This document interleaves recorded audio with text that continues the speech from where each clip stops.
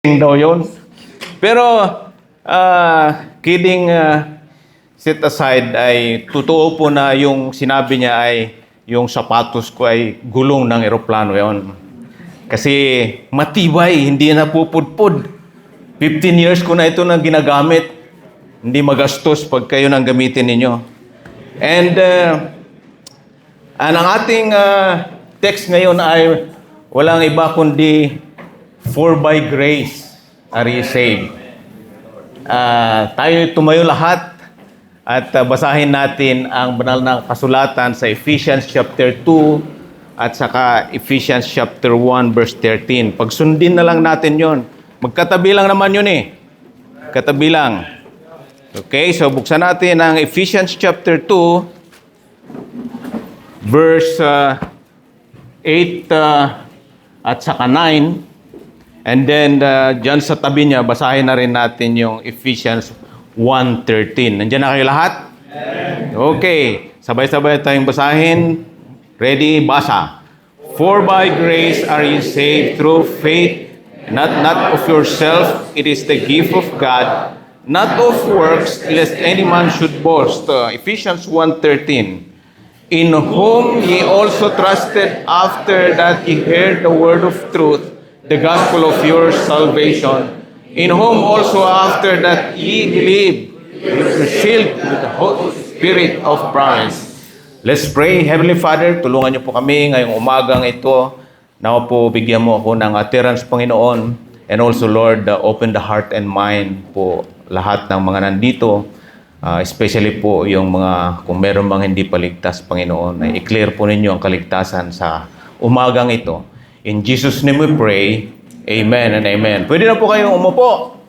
Thank you very much. Pastor Randy, salamat sa opportunity na makapag-share ng salita ng Diyos. Sabi ko, relax ako kasi mabigat kaya ang responsibility na magsalita, mag-share ng salita ng Diyos. Sagutin ko lahat yon kung may mali akong masabi. At merong judgment seat of Christ na tinuturo ni Evangelist Rogic kada umaga.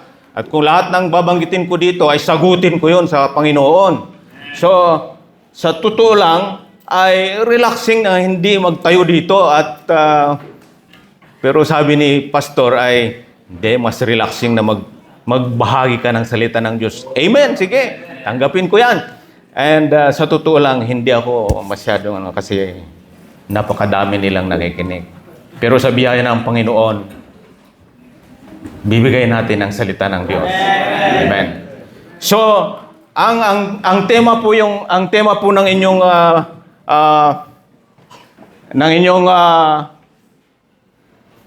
anong tawag nito?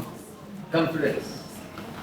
Anniversary. Ang tema ng inyong anniversary ay minding the grace as we run the race. Kaya po isinama po yung for by grace are ye saved.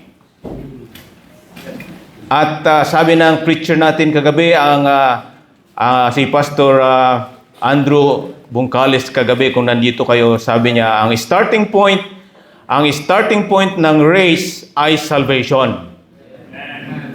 Hindi po tayo makapag-race ng maayos kung hindi po tayo ligtas.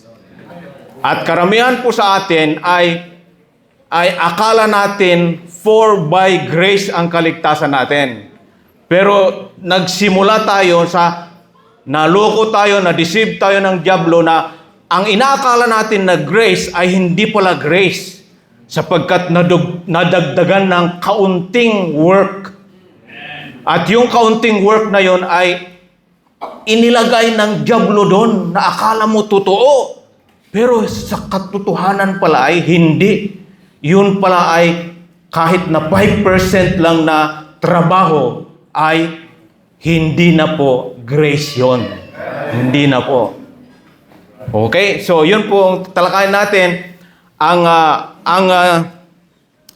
Ang Ephesians 1:13, Ephesians 2:8 po ay for by grace. At ang simula po dapat ng takbo natin sa buhay habang tayo ay i-mind natin yung grace na yon. Paano ba ang grace na yon ay nagligtas sa atin? So, simula, starting point ay dapat salvation. Kaya binago ni Pastor Randy na dapat pag-usapan natin ang salvation ngayong umaga. So pagka tumakbo ka ng race, ay merong yun. Pag nag-start ka ng race, on your mark, get set, hintay mo, bang! Bago ka tatakbo. Pag tumakbo ka na, wala pa yung bang, nandadaya ka.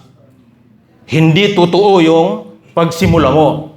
At maaari ka pa, pag inulit mo ulit yan sa susunod, ulitin, magsimula ulit, ikaw ulit, ganun ulit ang gawin mo. Yung ito, kung ganito ulit ang gawin mo, ito, ay maaring hindi totoo, hindi tama yung pag-start mo. So kung hindi tama yung pag-start mo, baka along the way sa iyong pagtakbo, pag-race dito sa buhay na ito, ay may stumble ka at hindi ka natutuloy. Dapat tama ang start. Ang starting point ng race ay dapat kung sinabi nung nakahawak ng baril na bang, saka ka tatakbo. Tama ang starting point.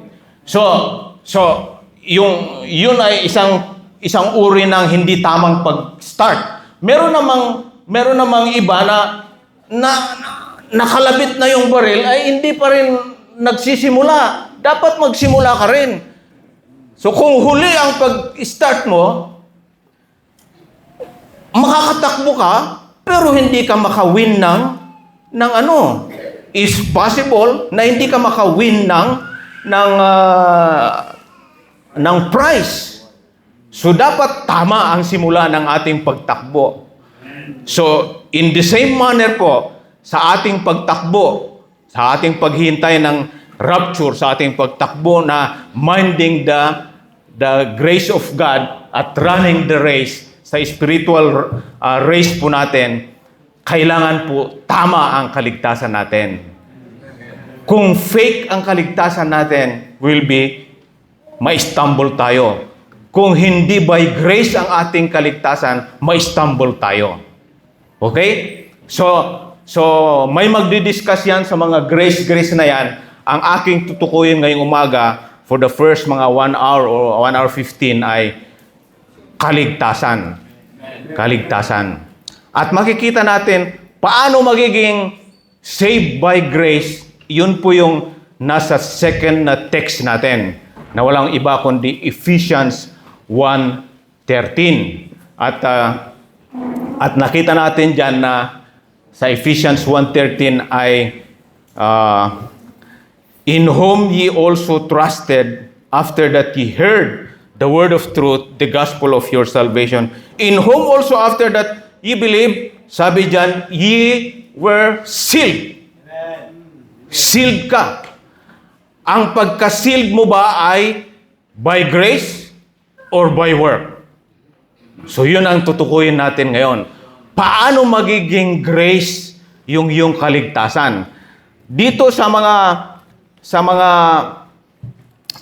nakakarinig na nito, pwede niyong ulitin at pakinggan ninyo ulit at gamitin ninyo ito. I suggest na ipakita ninyo ito sa mga kamag-anak ninyo na nag-iisip na ang relihiyon ay nakakapagligtas.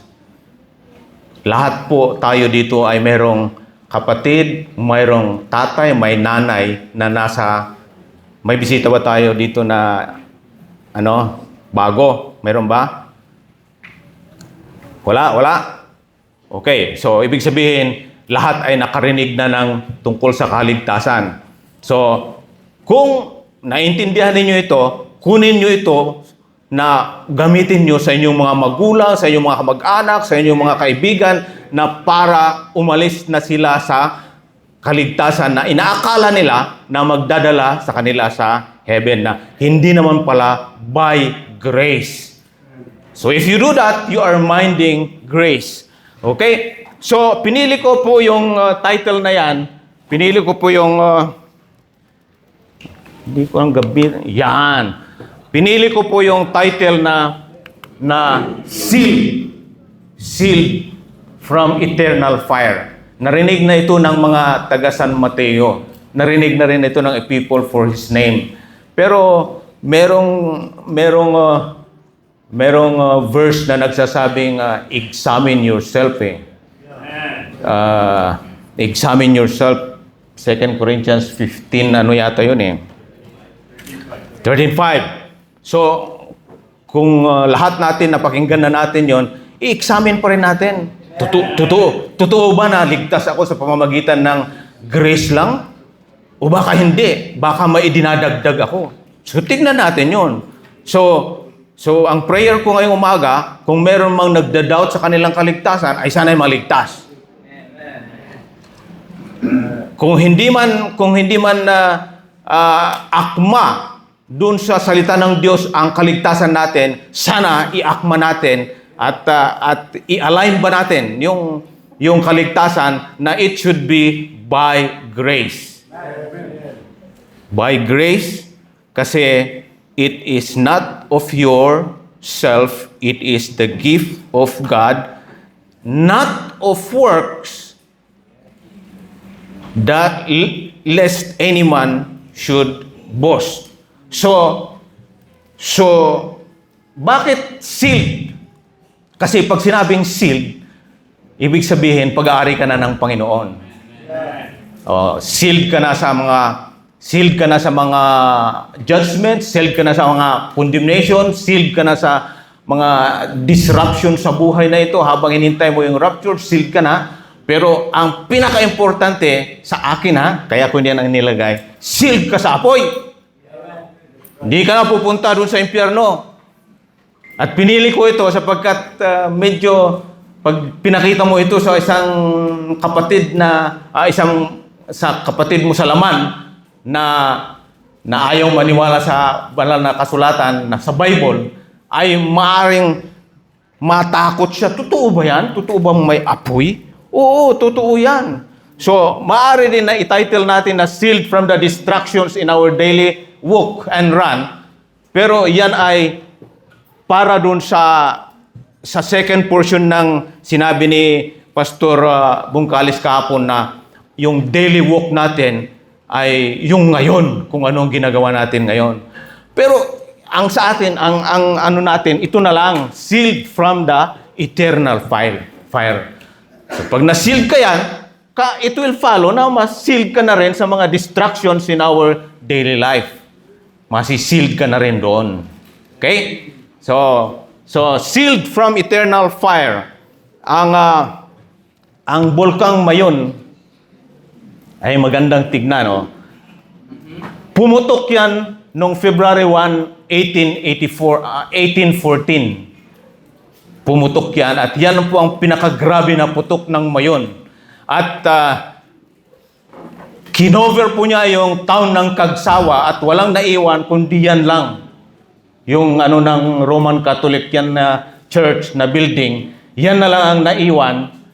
At sinunog lahat, tinabunan lahat yung mga puno, mga lupa, mga bahay ng Cagsawa at surrounding towns. At 3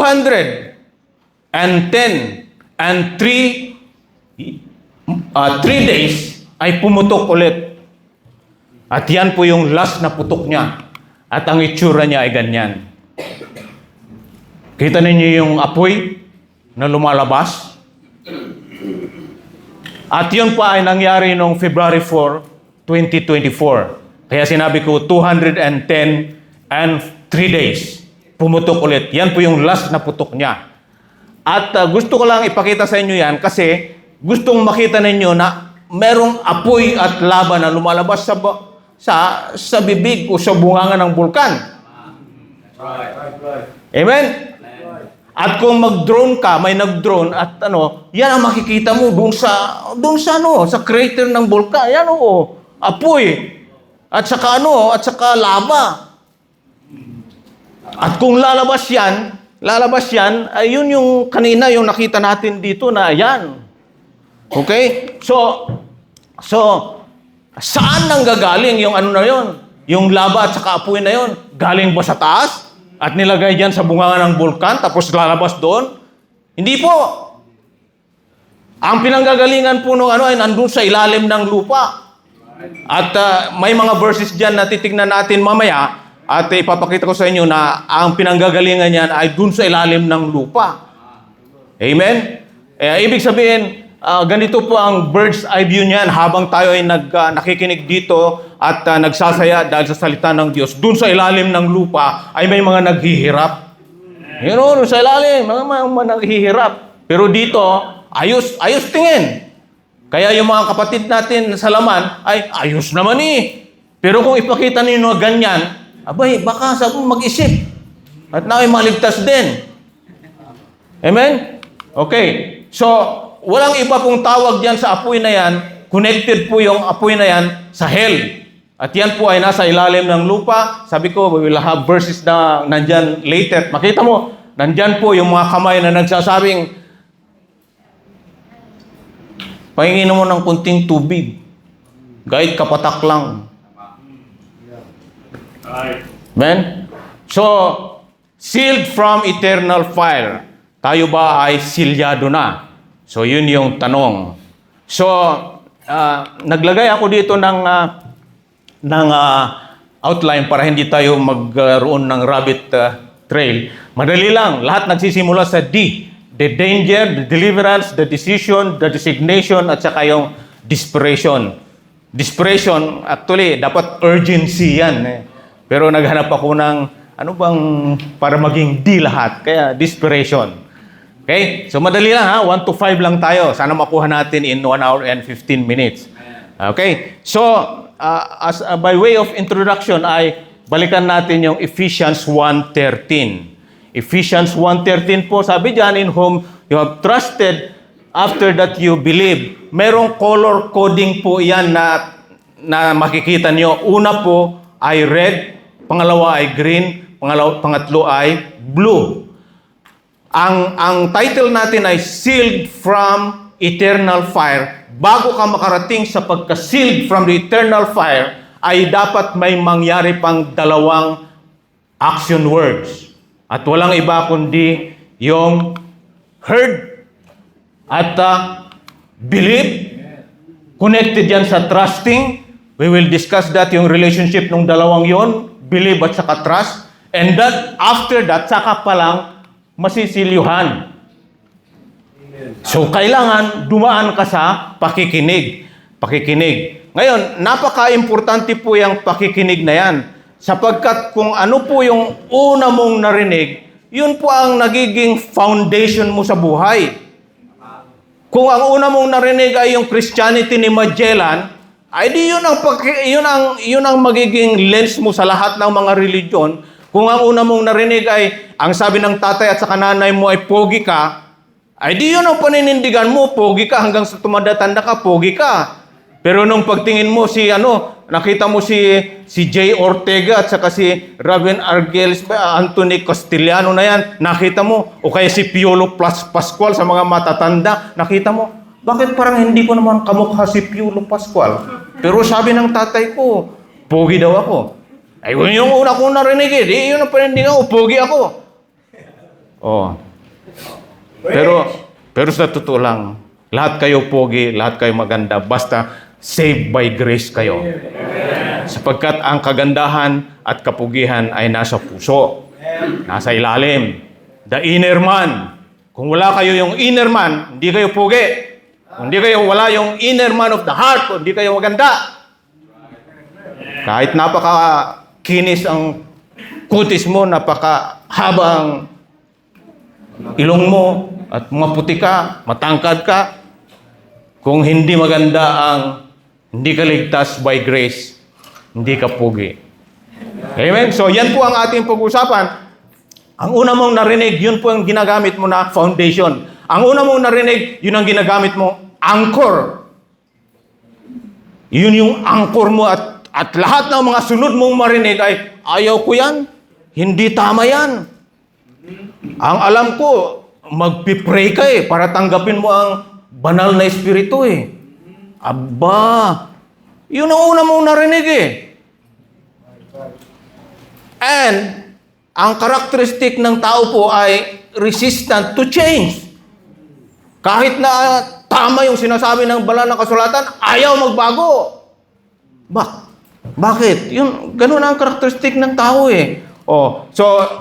So lalo na kung ang narinig mo ay ano pa yung merong emotional na impact. First time niyang narinig yon at meron pang apoy. Aba, may apoy. Totoo ba yan? Kung totoo yan, ay di sige, magbibilib na lang ako kasi nakita ko pala. Dapat ganun ang attitude ng isang tao. Hindi, narinig ko si Magellan, ganito. Hindi, tinuro ni Magellan, ganito. Hindi dapat ganun. Maging open-minded tayo. Pero lahat kayo naging open-minded, kaya nandito kayo nakikinig. But again, I say, examine yourself. Examine yourself. At isa pa ay, yung belief formation natin ay depende sa pinakinggan mo. Depende sa pinakinggan mo. Yan yung herd na yan, depende sa pinakinggan mo. Kaya dapat talaga meron kang mapakinggan una, and then dapat tama dun sa papakinggan mo ulit sa susunod. Dapat tama lahat. Kasi kung mali ang mapakinggan mo, at yung mali pa na yun ay ulit-ulitin, ay di yun ang magiging tama. Yung propagandist ni Hitler, sabi niya, you just mention a lie 100 times and it becomes the truth. So kung sasabihin ko, naligtas ka dahil sumunod ka sa akin sa pagpanalangin, 1, naligtas ka dahil sumunod ka sa akin sa panalangin, 2, naligtas ka dahil sumunod ka sa akin sa panalangin, 3, gawin mo yun 100 times. Ay nagsimula yung ganyan na pamamaraan ng kaligtasan 130 years ago lang eh. Right. 1850s lang nagsimula yan. 19, hindi ako sigurado, nagulo ako sa time, pero bago yan. Bago yung style na ganyan. Ang luma, itong pag-uusapan natin ngayon.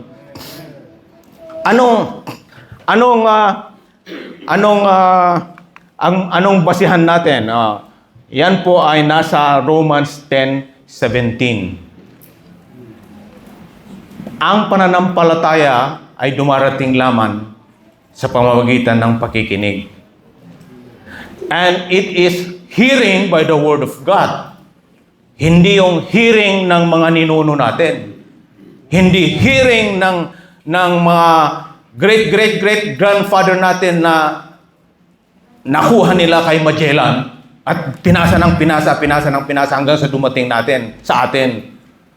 It's the Word of God. Hearing by the Word of God dapat.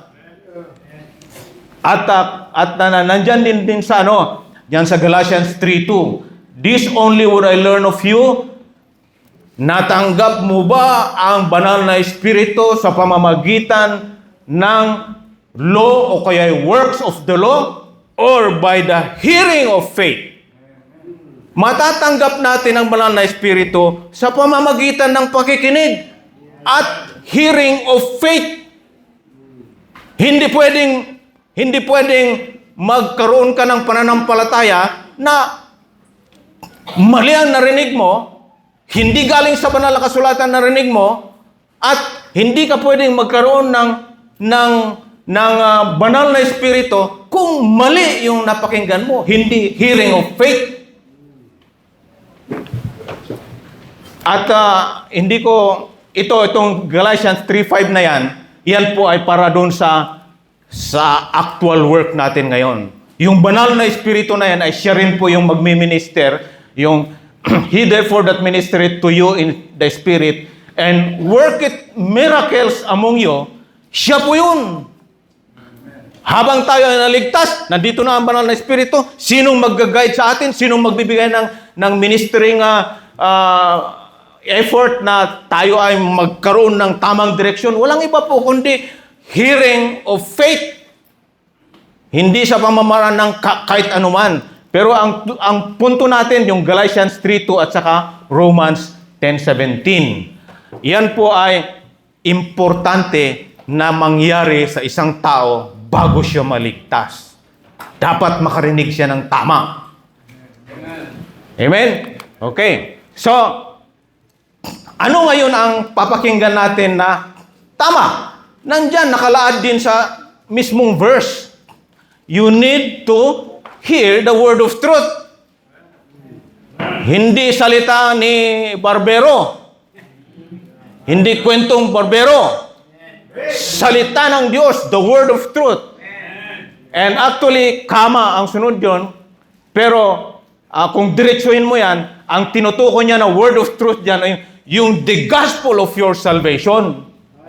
Pero ginawa kong 1 and 2 para may lagay siyang, dalawa akong intindihin dito sa verse na ito. Number 1, the word of truth. Number 2, the gospel of your salvation. Pero tinutukoy niya talaga na the word of truth dyan is the gospel of your salvation. Pero okay lang naman na isama natin, what is truth? What is the word of truth? Para meron kayo ipakita sa inyong mga kamag-anak na ayaw maniwala ng salita ng Diyos. Mayroong salita ng Diyos. Hearing of faith, kailangan marinig mo yung the word of truth. So, the gospel of your salvation. So, what is truth? What is truth?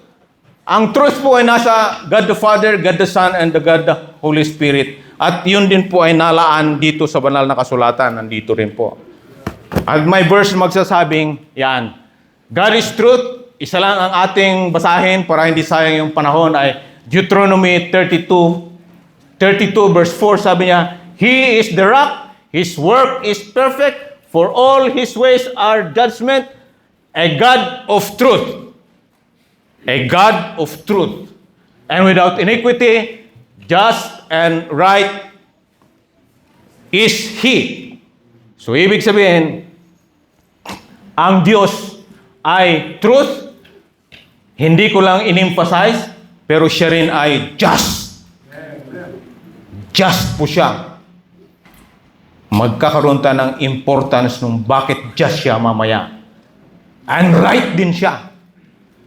Pero ang bigyan natin ng punto ay yung He is the God of truth. Dito naman sa Christ is truth, John 14:16, ang sabi diyan ay, I am the way, the truth, and the life. No man cometh unto the Father but by me. So si Jesus Christ po, ang the truth. In the beginning was the Word, capital letter W. In the Word was with God, and the Word was God. Word. So si Jesus Christ yun. At saka John 1:14, sabi niya, nagkatawang tao at lumakad dito sa lupa. Walang iba po, kundi si Jesus Christ yun. And also, the Spirit is truth. John 14:17, even the Spirit of truth whom the world cannot receive, because it seeth Him not. So the Spirit is also truth. So now, God is truth, then God the Father, Christ is truth, that's God the Son, God Spirit is truth, that is God the Holy Spirit, at nandito po lahat dito sa God's Word is truth. Dito po natin lahat mababasa. Amen. Hindi po sa comics or sa anything else, dito po natin mababasa. Madadaan din natin ulit mamaya ito na it is the final authority. Oh? So, let's move on. So,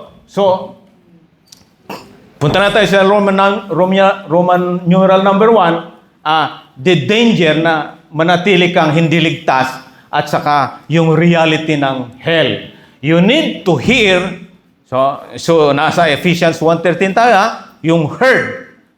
You need to hear the word of truth about number 1 or letter A, about the danger of staying lost. Nung si Adam po ay nagkasala, wherefore as by one man sin entered into the world. Sino yung one man na yon? Walang iba kundi si Adam. And death by sin, and so death passed upon all men. So ibig sabihin, lahat po tayo makasalanan. Lahat tayo makasalanan. Di ba?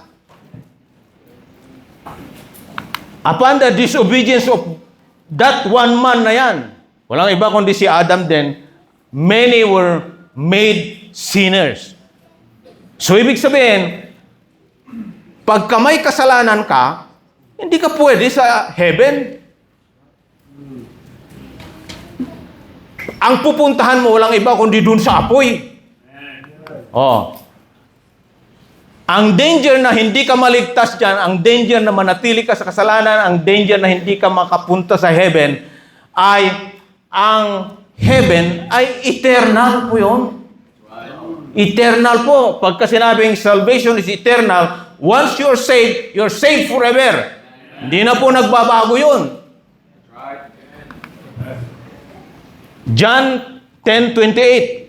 Yan, mababasa natin dyan na, and I gave unto them eternal life, and they shall never perish. Ang keyword po ay yung eternal life at never perish. Ibig pong sabihin, ang mapunta dun sa langit, hindi na po mapupunta sa impyerno. Hindi na po. At John 5:24, verily, verily, I say unto you, he that heareth my word and believeth on him. Tignan yung mabuti yung wording sa he that, lakasan nyo, hear it. So requirement yung pakikinig. He that heareth my word and believe. So parehas sila sa Ephesians 1:13. Sabi sa Ephesians 1:13, in whom he also trusted after that you heard. And then sinabi, also that you believe. Oh, so parehas. He that heareth my word and believeth on him that sent me hath everlasting life. Oh, ang punto natin dyan, yung everlasting life. Sapagkat kung nandun ka na sa heaven, it's everlasting life. Everlasting life. The person that is saved is already passed from death unto life. At permanente po yun. Hindi na magbabago. So, dangerous na ma-miss mo yung heaven. Dangerous. Okay. So, ang kamatayan, dito muna tayo sa God is but the gift of God is eternal life. Ito, dito tayo sa baba. Yan. Hindi pala uobra pag nandyan, ano? The gift of eternal life. Take note of the eternal life. Kasi salvation is eternal. Amen? So, ang going to hell naman, or damnation naman, which is eventually ay lake of fire, dun sa apoy, ay everlasting din. Permanent din. So, ibig sabihin, dangerous. Dangerous kung hindi ka ligtas. Dangerous kung nagliligtas-ligtasan ka ngayon. Na akala mo ligtas ka, hindi naman pala. So, examine. Biblical po na mag-examine ka. Tanungin mo ang sarili mo. And mind you, it's not Pastor Randy who will examine yourself. It's not yung katabi mo mag-examine sa'yo. It's not your wife that will examine you. It's not your husband that will examine you. It's not the parents that will examine the children. It's they themselves. Ikaw mismo ang mag-examine sa'yo. Kaya importante po. Okay? So, everlasting punishment. Yan po yung mga verses na nagpapatunay na ever and ever permanente po. Pagka nandun ka sa hell, hindi ka na makakatawid punta sa heaven. After na namatay ka, ha? Yan. Revelations 10:20.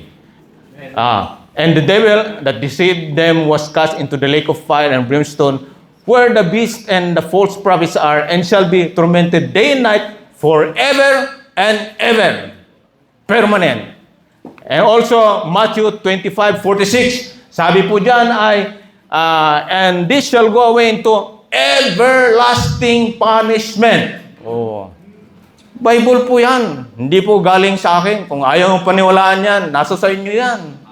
I will not force you to take it, but since it is in the Bible, tanggapin mo, everlasting punishment yan.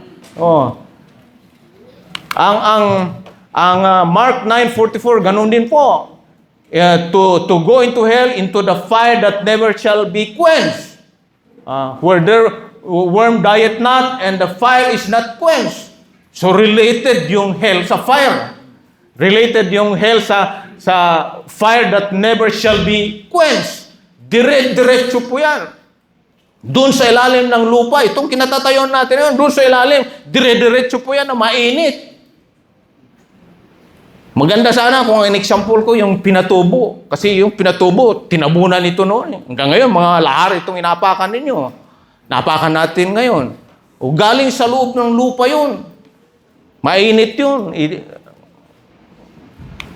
Pero yung example natin ay mayon. Okay, the reality of hell. Ang hell po ay totoo. Marami kasing, may mga nagsasabi kasi na hindi totoo yung hell. Sabi dyan na, ang hell po ay totoo. At mayroong verse po tayo, hindi symbol lang yan, hindi metaphor, it is real, ang hell. Ang Mark 9:44, where nabasa natin yan kanina, and Revelation 25:15, I think nabasa din natin kanina, related dun sa lake of fire, na nagpapakita lang na ang hell ay totoo. At ang favorite ninyo lagi, pwede ninyong i-quote lagi yan, ay Luke 16:22 to 23. Yung mayaman po ay namatay at nung iminulat niya ang kanyang mata, ay nandun siya sa hell. At yung correct version ay verse 23, sabi niya, and in hell he lift up his eyes, being in torments, and seeth Abraham afar off, and Lazarus in his bosom. So ang Bible po nagsasabi na merong hell. In hell. Hindi po totoo na walang hell. Sapagkat meron pa nga mga kaibigan natin na nagsasabi, walang hell yan. Meron pa. Yan. Yan, nakita nyo kanina yan. Yung kamay na pinakamalaki, yan yung kamay ng mayaman. Verse 24, sinabi niya, verse 24 ng Luke 16, sabi niya, pwede ba, amang Abraham, padala mo si Lazarus dito, magdala lang ng gapatak ng tubig para lagyan lang yung dila ko. Sapagkat nainitan ako dito sa lugar na ito na kinaroroonan ko. Pero, ang taas-taas ng kanyang kamay. Inisip ko lang yon. Okay, so, ang hell po, sabi ko sa inyo kanina ay bibigyan natin ng mga verses yan. Ang hell po ay nandun sa baba. Isaiah 14:9, hell from beneath. So, ang hell is downward, below, beneath, heart of the earth. Isaiah 14:9, yan po. Ezekiel 31:16, I made the nation to shake at the sound of his fall when I cast him down to hell. So, ibig sabihin, pababa ang hell sa ilalim. And also in Proverbs 15:24, yan po ang nagsabing ang hell ay beneath din. Kaparehas lang po yan ng Isaiah 14:9. Sa ilalim po, beneath. Okay? Ang Matthew 14:40, ang ano naman dyan ay ang heart of the earth ay nasa ilalim. Kasi sabi niya, for as Jonas was 3 days and 3 nights in the whale's belly, so shall the Son of Man be 3 days and 3 nights in the heart of the earth. Yung sa lupa, ay sa ilalim. So yan Meron tayong hell, totoo yan, at nasa ilalim. Huwag kayong maniwala sa Jehovah's Witnesses na ang hell daw ay pag nandun ka sa grave, yun na yung hell. Meron din mga kasamahan nating Baptist na wala nang hell. Wala nang hell. Baptist yun So huwag kayong maniwala doon. Basta ang banal na kasulatan nagsasabi na meron at nandun sa ilalim. Amen? Okay. At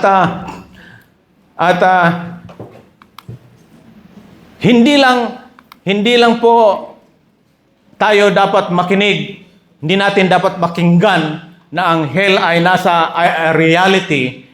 Ang hell din ay hindi lang para sa mga magnanakaw, hindi lang para sa mga congressman at senador, hindi lang para sa mga kunin. Hindi lang para sa mga liars, magnanakaw, adulterers, hindi lang po. Kahit po napakabait mong tao, pwede ka pa rin punta sa impyerno kung hindi ka naligtas by grace. Pwede. Kung yan po ay, it is the destination of every unsaved soul. Basta hindi ka ligtas, doon ka sa impyerno. Kahit napakabait mo. You don't have to be a wicked man na para mapitapon ka sa impyerno. Hindi. Kahit napakabait mo, matatapon ka pa rin sa impyerno kung hindi ka saved by grace. Saan mo nakuha yan, Brother Dondon? Acts chapter 10. Cornelius. Siya po ay napakadebotong tao. Verse 2 ng Acts chapter 10. Sige, buksan nyo ang inyong banal na kasulatan. Akala nyo, nandyan yan! Tingnan mo. So, ratsadain na lang natin. Makita nyo, verse 2 lang yan. Verse 2. Si Cornelius po ay napakabait na tao. Deboto pa. Ang Pilipinas, napakarami po ang deboto. Napaka-deboto nila. Every Sunday, nandun sila sa simbahan. Kung minsan nga, magluhod pa sila, magmula doon sa pinto hanggang dito. Pero mo yun na nakadeboto nila, at hindi lang devoted sila sa Diyos, meron pang isa na dinedeboto nila. Debotong-deboto sila kay nanay ni Jesus Christ, si Mama Mary. Naku po. Ha? Pagdating sa gabi, devote naman. Devoted sa araw. Pagdating sa devote. Si Cornelius, devoted yan, ha? Aba, takot din siya sa Panginoon. Tingnan niyo, capital letter G. Ibig sabihin, yan yung Diyos ng mga Israelites na sinasamba ng mga Israelites. Si Cornelius po ay isang hintil. At makita ninyo na takot siya sa Diyos ng mga Israelites. Hindi ibig sabihin na takot ka sa Diyos ay pupunta ka sa langit. Abay, nagbibigay din. Nagtatights din at saka nagbibigay ng contribution para sa camp meeting at saka sa anniversary. Nagbibigay din. At malaki pang magbigay.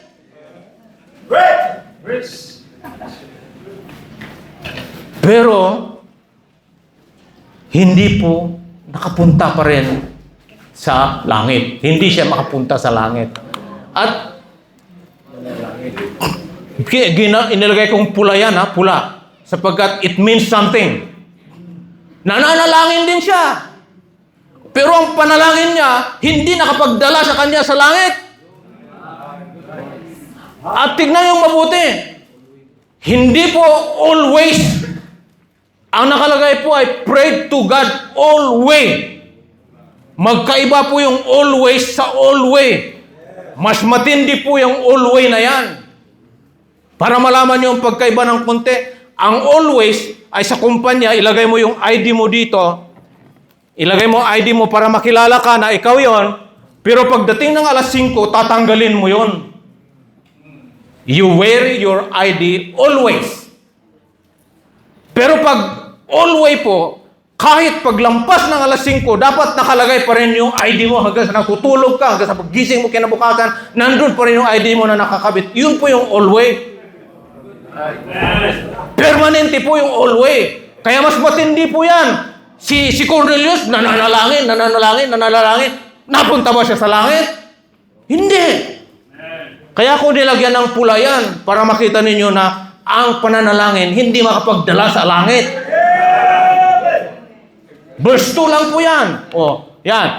A just man. Hindi po siya hindi po siya nang iisa ng tao. Pag nagda-drive sa highway, hindi po siya nagka-cut.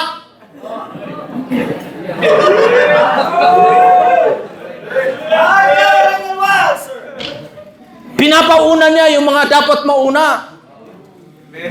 Mabait po siya.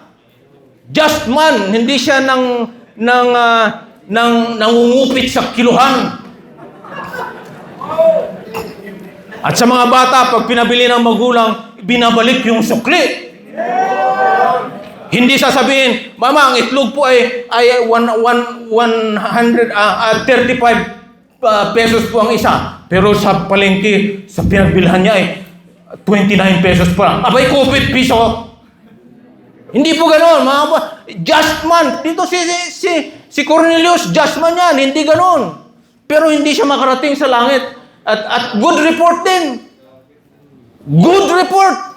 Sino sa inyo, sa atin dito, ang makakapantay dyan kay Cornelius na yan? At humble and respectful lang. Laging po at upo. Oh. Ano pa? Nagfa-fast din. Fasting pa siya. Pa-fast. Pero lahat ng mga yan, mga kapatid, ay hindi nakapagdala sa langit. All these good deeds and works did not save Cornelius. Kailangan po niyang makarinig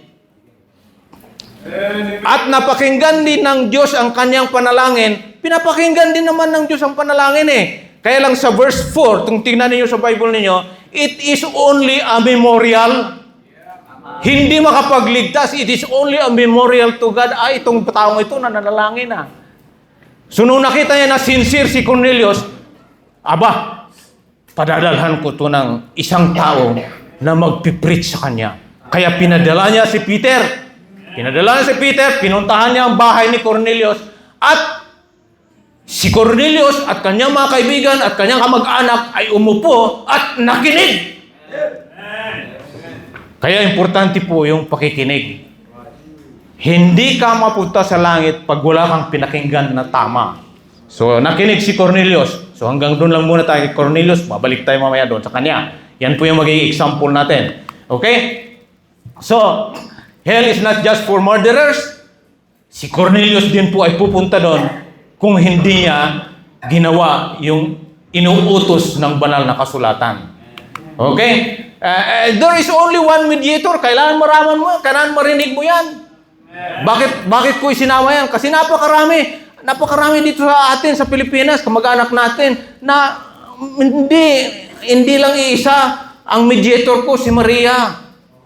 Hindi very clear po yan. Verse, 1 Timothy 2, 5 and 6. Nakapangalan po, walang ibang pangalan. Hindi po Maria o kung sino man dyan. Sabi dyan, for there is one God and one mediator between God and man. Hindi dadaan kay Maria o hindi dadaan kay Pope o hindi kay pare, hindi dadaan kay pastor. Diretso po yan. Between God and man. Ang pangalan niya, sino?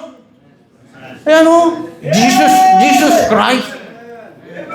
Hindi po si kung ipakita ninyo yan sa kamag-anak nyo at ayaw maniwala, ipag-pray lang ninyo. Ipag-pray lang nyo. Meron pa dyan. Ayan. John 14:6, nabasa natin kanina yan. I am the way, the truth, and the life. No man come unto the Father but by me. Wala na po. Hindi ka dadaan sa kung kanino man. Si Jesus Christ lang ang daan. Hindi po ang dating daan. Si Jesus Christ ang daan, hindi dating daan. Mayroong muntik ng makulong sa amin dahil sa preaching na ganyan. Hindi po ang dating daan. Si Jesus Christ po ang daan.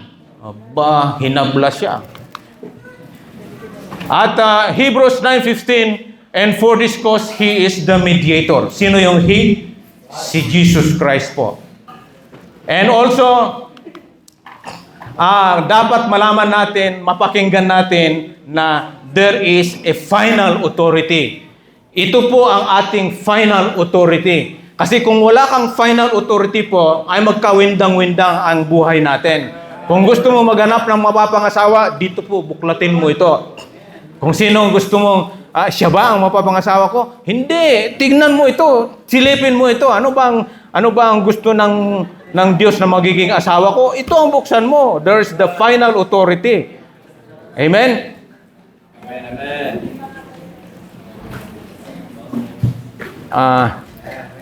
Excuse me lang. Bakit lumiit ito? No? Excuse me lang ha. Itong mga ano talaga, basta na lang napindot. Bakit? Ayun. Oh, salamat, Panginoon. Bumalik. Meron pong final authority. John 17 lang muna. Sige, plus mo yung John 17. Isa na lang muna. Kasi sayang pa noon. In whom, he also, and then, yung John 17, 17 ba yun? Yan. Sanctify thyself through thy truth. Thy word is truth. Ibig sabihin, yung word na nakasulat po dito, yan ang truth at yun ang magiging final authority natin in all faith and practices po. Hindi po natin kunin sa iba. Nung pumupunta po dito kami kahapon, ay merong lumabas sa dashboard na yung sasakyan na mayroong guhit na gano'n na yung nagtutwist-twist na gano'n. Anong tawag doon? Swerving. Naka-orange doon. Abay, tumabi ako. At saan ko titignan kung anong ibig sabihin nun? Anong bubuklatin ko? Bubuklatin ko ang Bible? Nandito kaya yun? Hindi. Merong tinatawag na manual. Punta ka sa dashboard, buksan mo yung dashboard at bubuklatin mo. Buklatin mo yung manual at siyang magsasabi sa'yo. At yun po yung sinasabi, yung book na manual na yan ay a book of instruction especially for operating a machine or learning about subject. So if you want to know salvation by grace, dapat mayroon kang mabuksan. Pero dito, in general, yung manual. Ito po ay a book that gives a practical instruction on how to do something, especially sa operating ng machine. So yun yung example natin kanina. Nag-ooperate ako ng machine kahapon, may lumabas na kulay orange. Tumabi ako, tinignan ko kung ano yun. Anong binuksan ko? Yung manual. Sa ating buhay, meron ding manual. At yun po ay walang iba kundi yung Holy Bible. Walang epekto yung Holy Bible na yun kung nakalagay lang sa cabinet at nilalanggam doon. Pinagbabahayan ng anay o kaya langgam. Dapat basahin mo siya. At dapat buklatin mo. Buksan. Sapagkat kung hindi nabuksan yan, paano makakapag-usap yung banal na Espiritu sa iyo? Ay sinabi natin kanina na ang mga ito ay yung nakasulat dito ay walang iba kundi God the Father, God the Son, God the Holy Spirit, nandito. So dapat mabasa.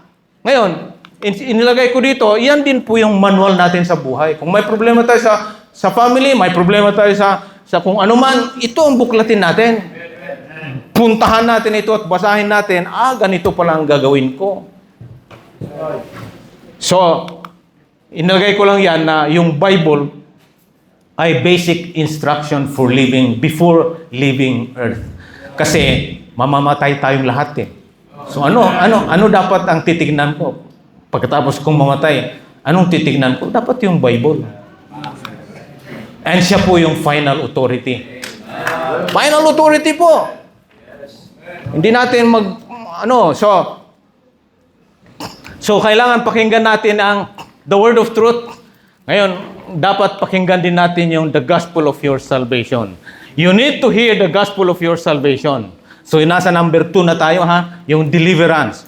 So, mayroon tayong kasalanan kasi nagkasala si Adan, nagkasala tayong lahat na ipasa sa atin. Merong deliverance po na ginawa. Walang iba kundi yung gospel of your salvation. At yan po ay hindi relihiyon, hindi po opinion ng tao, hindi po sa pamamagitan ng work or ritual, sapagkat sa Ephesians 2:8 na binasa natin kanina, nung unang-una ay it's not of work, it's a gift of God.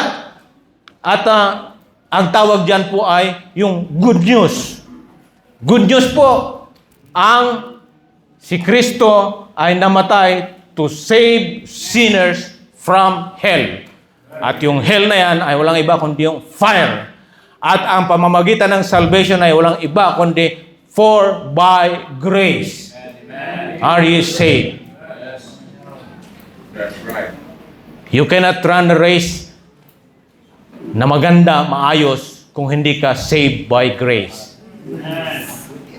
At makita natin yan sa 1 Corinthians 15, 1-4. I-skip na lang natin yung 1 to 2. Doon na lang tayo sa 3.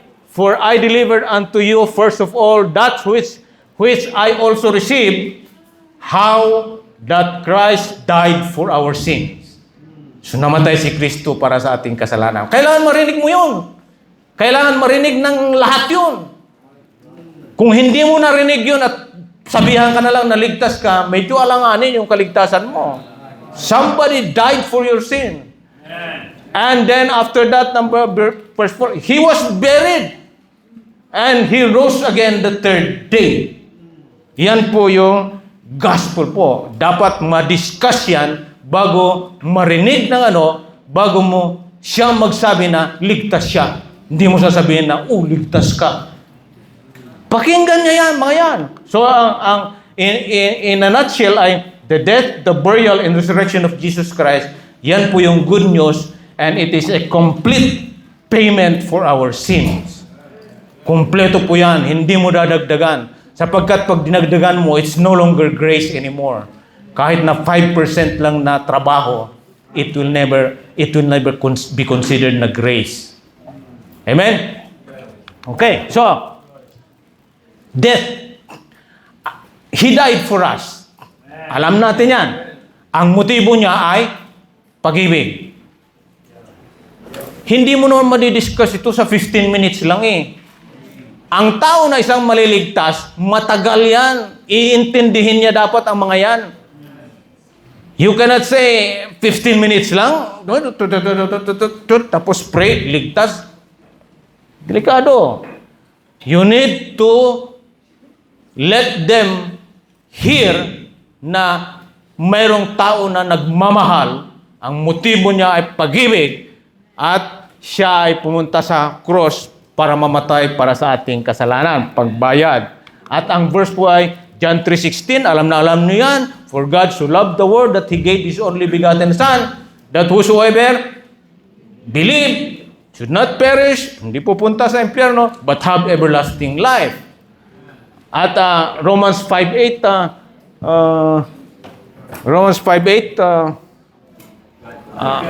hindi ko memorize yan. Yan. But God commended His love toward us in that while we were yet sinners, Christ died for us. Bible. Amen? So, siya po ay namatay para sa atin. At Romans 6:23, kabayaran ng kasalanan ay kamatayan. Kailangan mayroong mamatay na tupa. Hindi pwedeng hindi. Sapagkat it is a requirement of God the Father. And also, 1 Corinthians 15, yan yung kasamahan nung natin kanina na binasa natin, Christ, how that Christ died for our sins. So siya po ay namatay at ang motibo niya ay pag-ibig. Okay? So ang didiscuss natin ngayon ay death. Death, ha? So letter B, hindi lang po siya namatay, He shed His blood.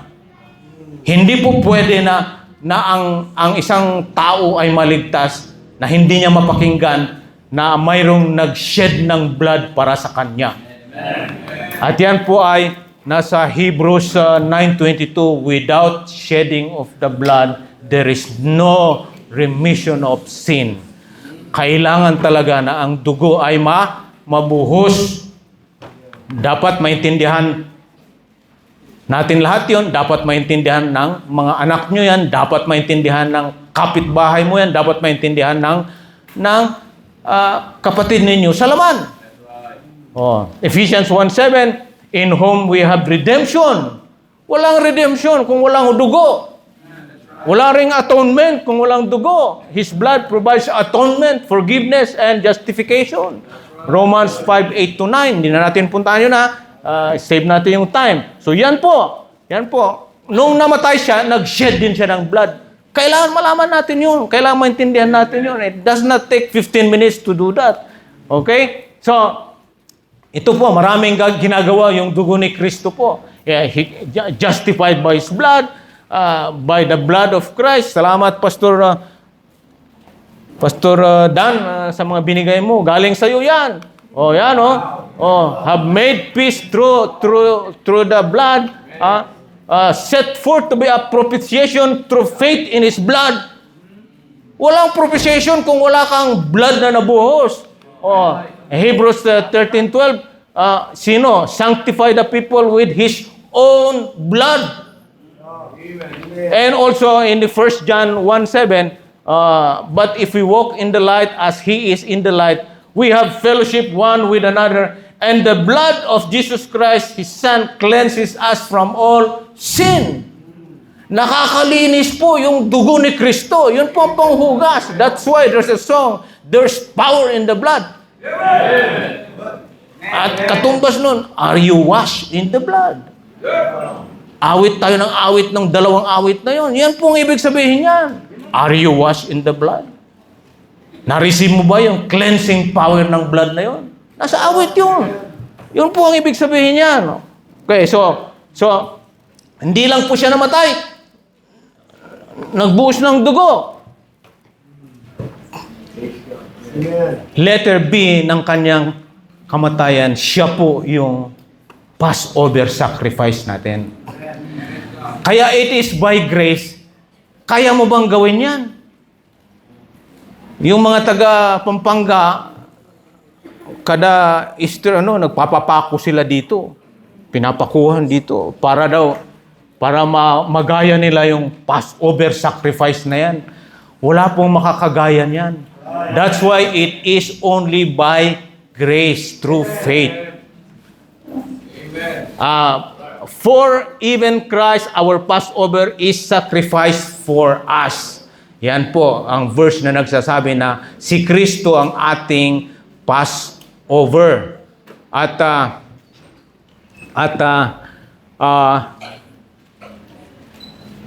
Si Kristo ang ating Passover.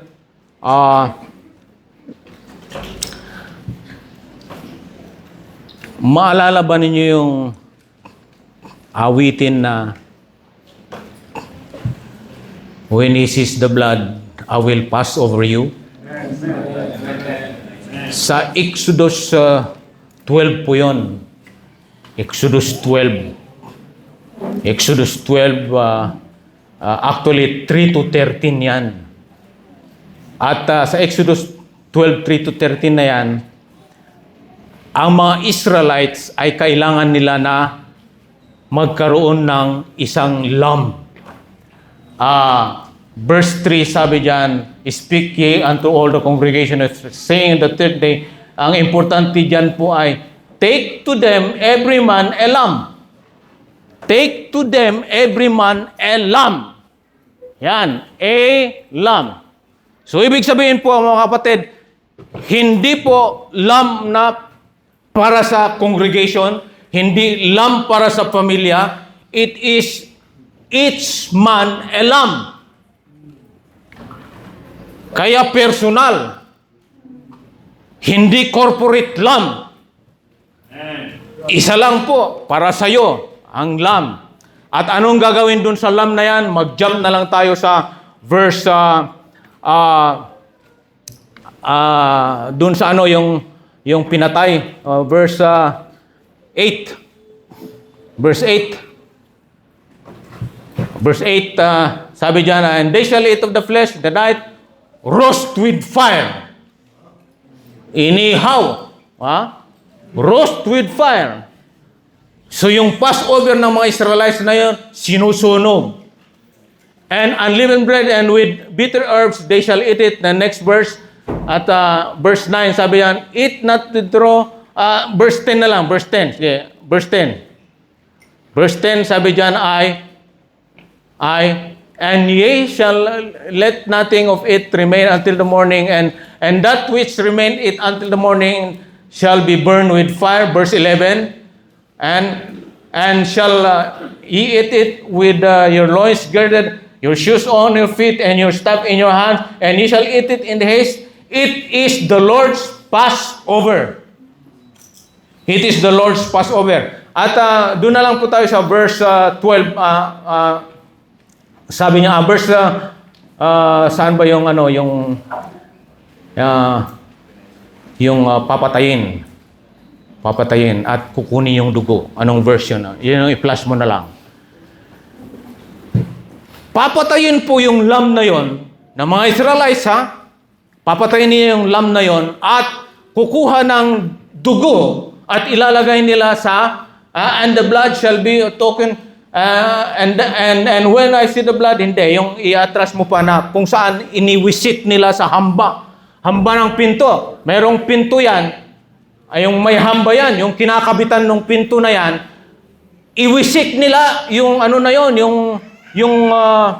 yung dugo na pinatay nila at kung hamba sa kaliwa, hamba sa kanan, hamba sa taas, dun wisikan nila lahat yun.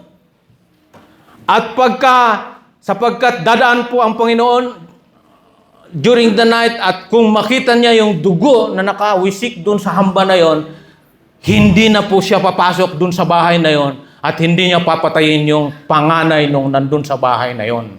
Sapagkat dadaan siya sa I will pass at sabihin niya, patayin niya. Kung wala akong nakitang dugo, papatayin niya yung nandun sa loob.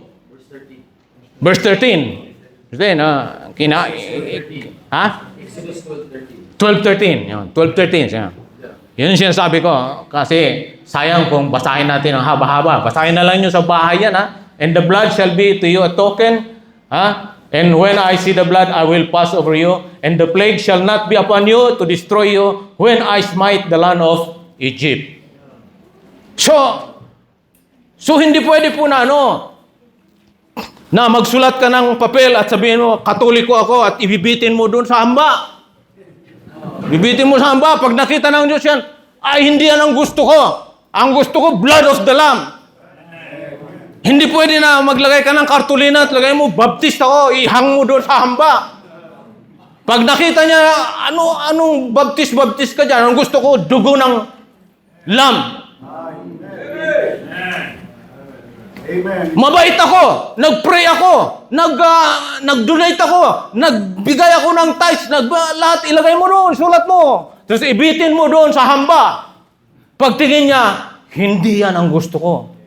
Ang gusto ko, dugo ng isang kordero. Yun po. Hindi po, kasi nung namatay po siya po yung sin offering.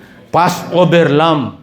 At i-pass forward po natin sa ating buhay ngayon sa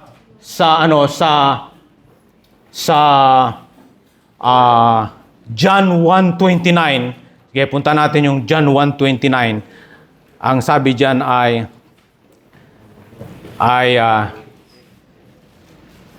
nagbabautismo si John at bumaba si Jesus Christ. At sinabi ni John, "Behold, the Lamb of God which taketh away the sins of the world." Paano niya gagawin yon? Yan yung tinutukoy natin ngayon. Yan. Behold, the Lamb of God. Look at the letter. Hindi na po yung lamb na kagaya ng ginamit doon sa Exodus chapter 12. Yun doon sa Exodus chapter 12, 4 na paa po yun. Dito, Lamb of God, walang iba po kundi si Kristo yun. 2 paa na lang, tao. Siya ay Diyos na nagkatawang tao. Siya po yung natin, Passover lamb offering natin. Oh. At yun po ay balik tayo Brad sa sa Leviticus 1:9 po ay sabi diyan ay ito ay tungkol po rin sa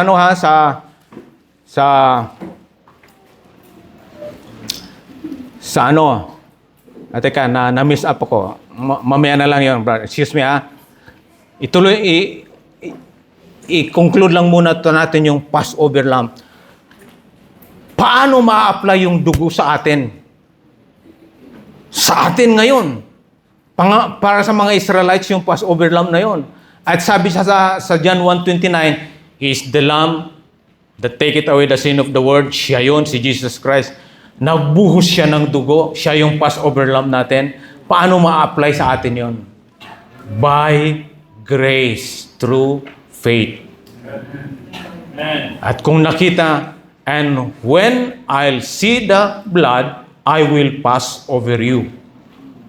Hindi ka na dadalhin sa impyerno. Hindi ka na hindi ka na mabubulig sa dagat-dagatang apoy. Hindi ka na pupunta dun sa naghihirap na hell. But you will be passed from death to life. So, ganun po. Ganun po yung ano. So, Passover Lamb natin si Jesus Christ.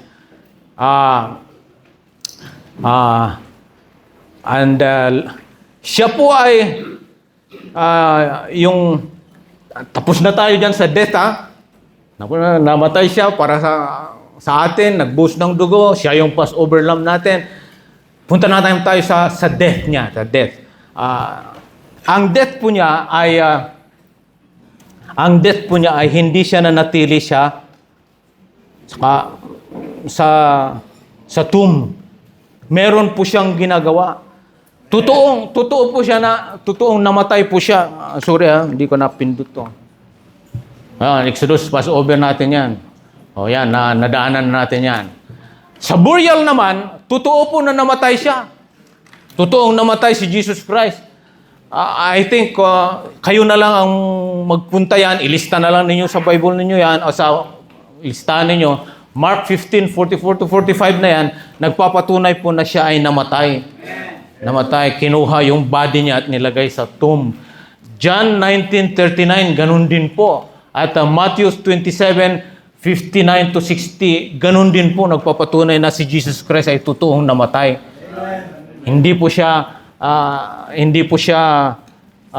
kasi may mga nagsasabi na, hindi naman siya totoong namatay. So, Isaiah 53:9 na lang, Brad. Isaiah 53:9. Ang sabi diyan sa Isaiah 53:9, and He made His grave with the wicked. So, namatay siya. And with the rich and His death. So, namatay siya. Hindi po totoo na hindi siya namatay. Namatay po siya. He was truly dead. Kaya nga nagkatawang tao siya para mamatay. Kasi kung Diyos siya, manatili siyang Diyos, hindi siya pwedeng mamatay, hindi siya kaya nagkatawang tao siya para maging truly dead para makapagbayad ng ating kasalanan.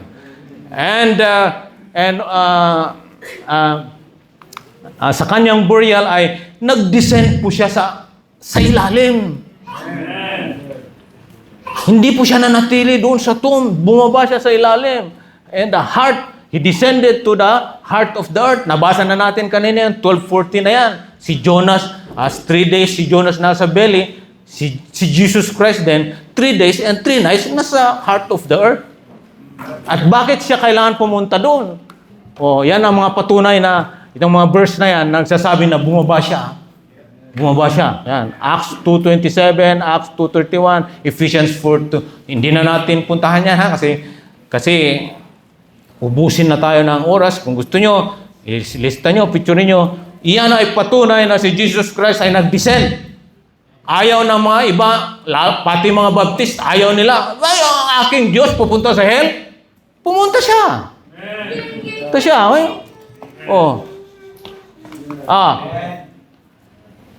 Bakit niya gagampanan yun? Sapagkat siya yung burnt offering natin. Siya magiging burnt offering. Hindi mo magagawa yan. Kaya nga ang ating salvation, yung initial starting point, ay by grace talaga. Yes. You cannot be the burnt offering. Walang ibang burnt offering po, kundi yung si Jesus Christ.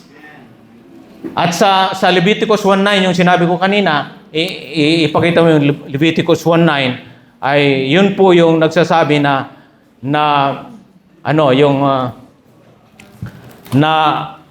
may burnt sacrifice. At ito po ay sinusunog doon sa within the camp. Dito sa loob ng kampo po ng mga Israelites yan. Ngayon, meron naman,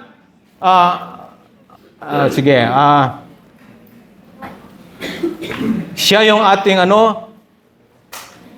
siya ang ating burnt offering. Tignan mo sa Genesis 22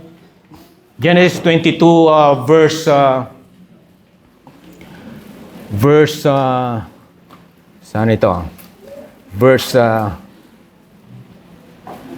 7 o verse 3 muna. Istoryahin ko na lang yan para maano natin. Si Abraham po ay kailangan i-sacrifice niya yung kanyang anak. Inutusan siya ng Diyos. Sacrifice mo sa bundok. So pumunta sila, dala-dala nila yung fire at saka yung wood. So, yun na po. And verse 7, jump to verse 7, sabi niya, sabi ni Isaac,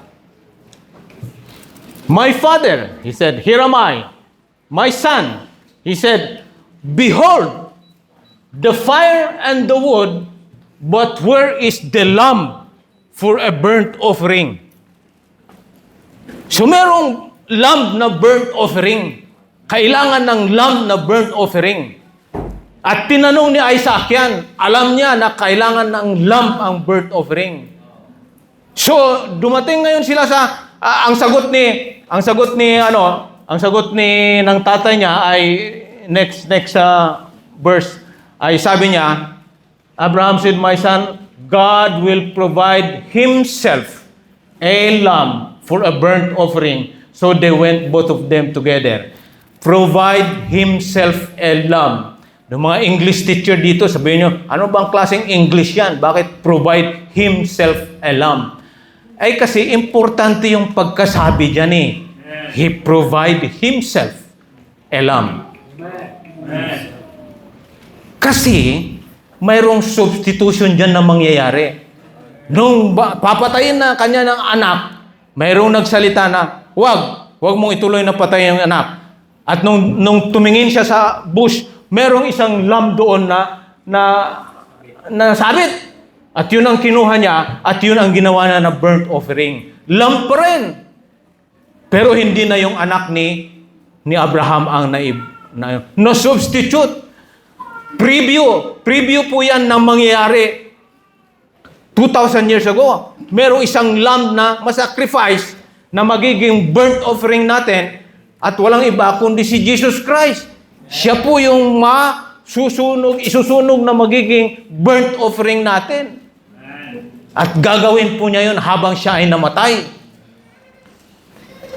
At sa Ephesians 5:2 po, sige, punta natin yan kasi importante yan. Ephesians 5:2. Ang sabi niya, "And we walk in love as Christ also hath loved us and hath given himself for us an offering and a sacrifice to God for a sweet-smelling savor." Kung paano po isinasacrifice yung para sa mga Israelites yung burnt offering na nakagaya ng gagawin sana ni Abraham.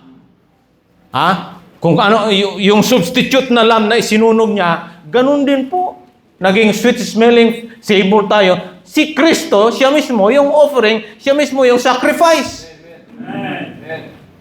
And nobody can do that.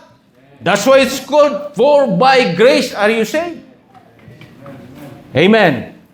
So, hindi lang po yun. Nung habang siya ay namatay, habang siya ay nakalibing in those 3 nights na yon, Christ is our burnt offering. Tapos na yan. Tapos na yan. Lampasan na natin. Siya po ay, Christ is our sin offering. So, hindi lang burnt offering, sin offering din. Sin offering.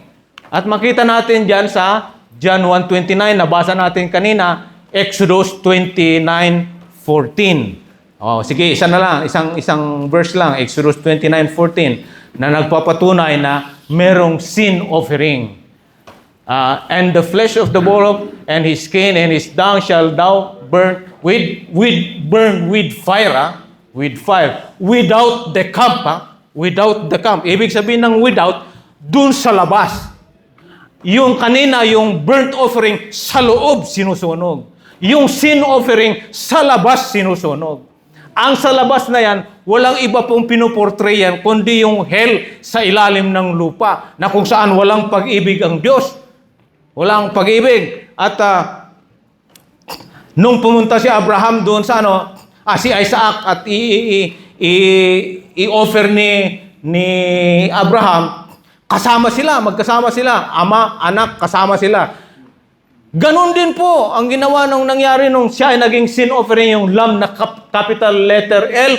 Ganon din, parehas, magkasama sila. Parehas na pumunta sila sa bundok. Kaya lang this time, hindi na po magkakaroon ng substitute.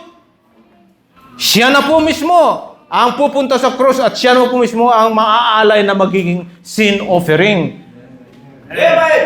Wala na pong substitute na isa pang lamb na kagaya nung nangyari kay Isaac. At ang pinaka-importante pong mangyari dyan ay ilalagay ang ating kasalanan, 2 Corinthians 5:21, lahat sa Kanya. Walang makakagawa nun. Ilalagay sa Kanya at sa Isaiah 53, verse 5-7 at saka 10 to 11, diyan po dinescribe kung paano niya ginawa na ang kasalanan na yan ay bayaran sa impyerno. Okay.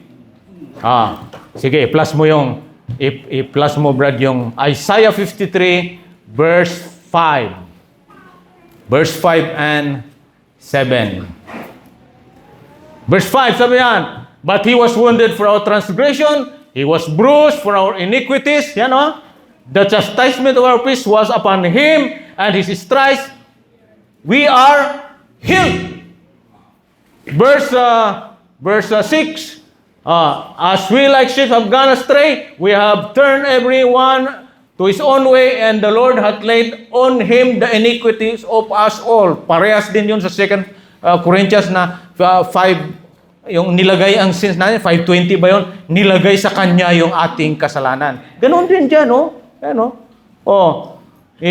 our iniquities was, sabi dyan, iniquities was laid on, iniquities laid on all, inilagay sa Kanya. So verse 7, nabasa na natin yan, at dinala niya sa slaughter, hindi man siya nag-complain, at ang nangyari ay sige, verse, next verse. Next verse. Verse 8, mag-jump na lang tayo kasi sayang yung panahon. Punta tayo doon sa verse 10. Verse 10. Sige, kapatid. Ang sabi diyan sa verse 10, and it pleased the Lord. Sino yung Lord diyan? God the Father. To bruise Him, and He had put Him to grief. When thou shalt make His soul. So, ibig sabihin yung soul pala niya pumunta sa hell. And He shall make His soul an offering for sin. Sinong makakagawa yan sa atin? Wala. Yung soul po niya ay naging offering for sin. And He shall see the travail of His sin, and He shall prolong His days, and the pleasure of His Lord shall prosper in His hand. Verse 11. Verse 11 po, tignan po natin ang ginawa ng Diyos. Ang ginawa po ng Diyos, He shall see the travail of His soul, and He shall be satisfied. Sino yung He doon sa una? God the Father. Pinapanood lang niya. Sabi niya, naghirap siya. Yung soul niya naghirap. Imbis di yung mayaman na po nagsasabing, bigyan mo naman ako ng kunting tubig, pangpalamig ko lang sa dila ko. Ginawa na niya yun. Imbis di kayo o kayo ang mapunta doon at maghingi ng tubig, siya na po. Ginawa na niya yun. Naghirap po siya doon. Pinaghirapan po yung ating naging sin offering po tayo sa panahon na yun. Ginawa na niya during His death. At nung nakita ng Diyos po, Diyos Ama, na satisfied po siya sa verse 11. So makita ninyo, when He shall see the travail of His soul ni Jesus Christ, and shall be satisfied. Siya po ay nasatisfied, hindi po siya nasatisfied sa inyong good work, hindi po siya masatisfied sa inyong sincerity, hindi po siya masatisfied sa membership nyo sa church na ito. Hindi po. Masatisfied po siya dun sa ginawa ni Jesucristo. Na pumunta yung soul niya at naghirap siya para sa atin at siya ay magiging sin offering natin. Iyan po ang ginawa niya habang siya ay namatay, nakalibing. Hindi po siya nanatili doon sa libingan. Pumunta po siya doon. At ang ginawa niya ay nag-travail yung soul niya para sa atin. Hindi na kailangan tayong mag-travail. Ginawa na yung lahat. Kaya nga kumpleto eh. Kumpleto. Kaya nga for by grace eh. Oh. Ang soul po niya, imbes di tayo ang mapunta doon, siya na po. Ginawa na niya yun in 3 nights. Mayroon pang iba siyang ginawa doon, pero meron siyang isa na ginawa na yan po ang pinaka-importante para mabayaran yung ating kasalanan. Ang wonderful truth po dyan ay, ito, basahin ko ito kasi maganda eh. His death, burial, and resurrection, when Jesus Christ died, His body was buried, but His soul went to hell, the place outside of God's loving presence. As our sin bearer and offering for sin, He wholly satisfied the wrath and judgment of God. Kasi just po ang Panginoon eh. Hindi pwedeng hindi mabayaran ang ating kasalanan. Dapat mabayaran. Hindi ka pwedeng punta sa langit na hindi bayad ang kasalanan mo. Magbayad dapat. That is the justice of God. So sabi dyan ay sacrifice.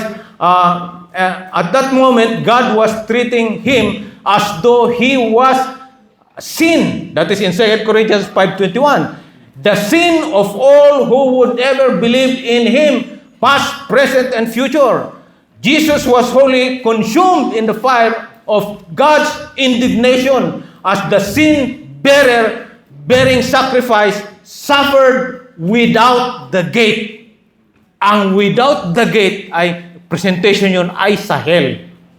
Sa ngayon, doon sa panahon ng Israel, doon lang sa labas ng kampo nila sinusunog. Pero sa atin, pumunta siya sa hell. He bore an eternity of hell for all the sins of all His people who would ever live. Christ takes the believer's place, even in the final judgment, kahit nasa lake of fire, tinake na niya yun. That means that there is no hell left for those who are in Christ. Pagka nagka-in Christ ka na, by grace in Christ ka na, wala lang hell po sa'yo. Kaya ang title natin ay sealed from that eternal fire. At ligtas ka na pag ganyan ka yan. He descended into hell so that we would never have to. Hindi na natin kailangan bumaba sa impyerno. Siya na po ang bumaba. At yan po yung ginawa niya habang siya ay nakalibing 3 days and 3 nights. He descended into hell so that we would never have to descend into hell. He stood in His place, He stood in our place and took the judgment, the wrath of God poured out against us, against our sin. Bis di tayo ang paparusahan ng Diyos Ama, siya na po ang pinarusahan. And He rose again from the dead and the third day to confirm that His sacrifice was in fact accepted by God of this universe. Hallelujah! Amen. Kinopia ko lang po yun sa Workman's Treasure. Kung nagbabasa kayo, mababasa ninyo yun. And, meron pa naman tayong time na kunti. Bakit ayaw tanggapin ng iba na si Jesus Christ ay pumunta sa impyerno na naging sin offering? Bakit? Yung Exodus 12, yan ang ginawa, oh. Yan ang ginawa. Pero lamb na 4 na paa yung ginawa dyan. Dito sa kabila naman, kung yung ang pinag-uusapan ay yung lamb, which is the big letter L, parehas din lang, oh. The lamb, 129. Oh, parehas, without blemish din. Without blemish din yung dito sa Exodus 12. Was killed by the congregation of Israel, killed by the assembly sa Israel din. Oh, parehas din, parehas. Oh, The blood was shed. The blood was shed din dito sa Exodus. Nauhaw din siya, parehas. Bakit ayaw tanggapin yung verse 8? Na-roast with fire dito eh. Roast with fire din. Sasabihin nila, bakit hindi ba kaya ng Diyos na napunta sa apoy para magdusa para sa atin? Para maging sin offering? Sa fire na yon, hindi ba kaya ng Diyos yon? Kaya ng Diyos yon. Kaya ako nilagyan ng pula yan, sapagkat ayaw tanggapin ng marami yan. Na hindi na, lechon ang Diyos ninyo? Hindi, tingnan mo, kung kalahat na ginawa dito sa Exodus 12, parehas na parehas. Ito po yung lamb na 4 na paa. Ito po si Jesus Christ, parehas lang. So dapat, maghirap siya sa, hindi ako ang maghirap sa impyerno. Ginawa na niya yun para sa akin. So dapat tanggapin natin yan. Tanggapin natin yan. Okay, ano lang yon, side trip lang yon. Bakit ayaw na? Ayaw. Yun! Nasa resurrection na tayo. 2 minutes na lang. Richard! The death, the burial, and resurrection. Madali na lang ito. Kasi yan yung gospel eh. Kaya bang i-present yan in 10 minutes, 15 minutes? Hindi pwede. Kailangan talaga na i-Bible study mo ang iyong mga magulang na hindi pa naniniwala, mananatili sa sabi mo, nasarado na kami Katoliko. Hindi, nasa amin ang susi. Yes! Ang susi, yan. The death, the burial, and resurrection. Romans 14 confirms that Jesus is the Son of God. Nabuhay siya magmuli. It secures our justification. Romans 4:25, nabuhay siya magmuli. Strengthens our faith. Yan po yung mga verses na nagpapatunay na siya po ay nabuhay magmuli. At ang gusto kong ipakita po diyan ay yung verse na nagsasabing, kung hindi siya nabuhay, in vain yung ating faith. Alin dyan? Alin dyan? Hindi ko matandaan. Anong chapter? Anong letter C? Anong letter? C. O sige, i-plus mo yon. Kung hindi siya nabuhay, mananatili tayong wala. Yung faith natin, wala, patay. After that, he was saying, James, 17.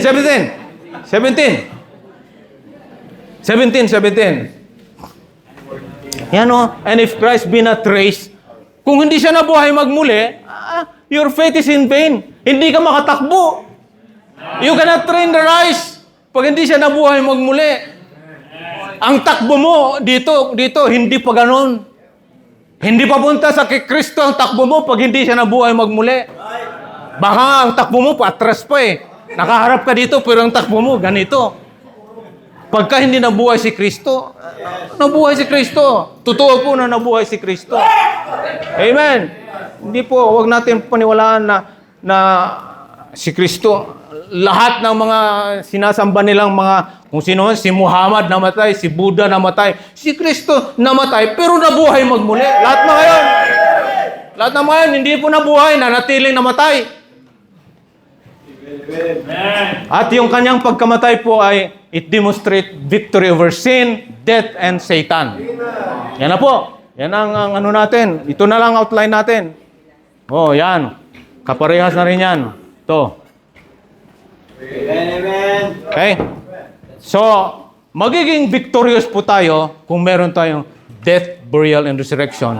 At pagkatapos po ninyong narinig yun, meron kayong kailangan gawin na requirement. Hindi basta lang napakinggan. Ano yun? Yan po yung yan po yung anong tawag nito? Napakinggan ninyo yan. Napakinggan ninyo lahat. Almost 1 hour na napakinggan. Death, burial, and resurrection. Pero mas matindi na pakiintindi ninyo yung ginawa niya habang siya ay patay.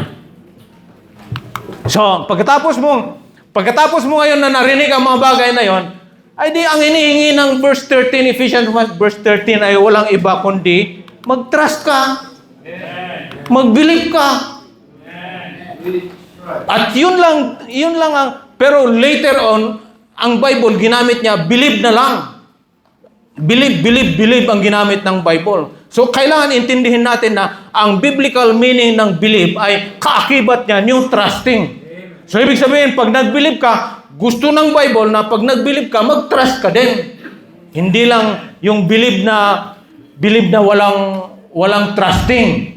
Although sinabi ng Bible na believe, ibig sabihin, nagtatrust ka din. Kasi may verse na nagsabi dyan, Psalm 78:22, kaparehas din lang, because they believed not in God and trusted not in His salvation.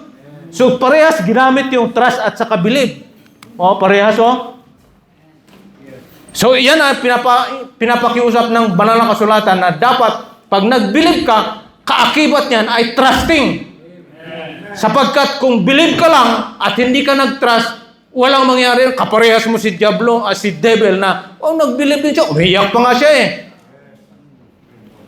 Pero siya hindi nag-trust. Pero kung narinig mo yung gospel of salvation, mag-believe ka, kaakibat nun pagtatrust. Ang explanation dito ni Evangelist Roger, ang believe ay alam mo sa isip mo. I-ascend mo yung mind mo dun sa bagay na yon. Sa facts na yon, sa death, burial, and resurrection. Alam mo yon, facts. Pero kung hindi mo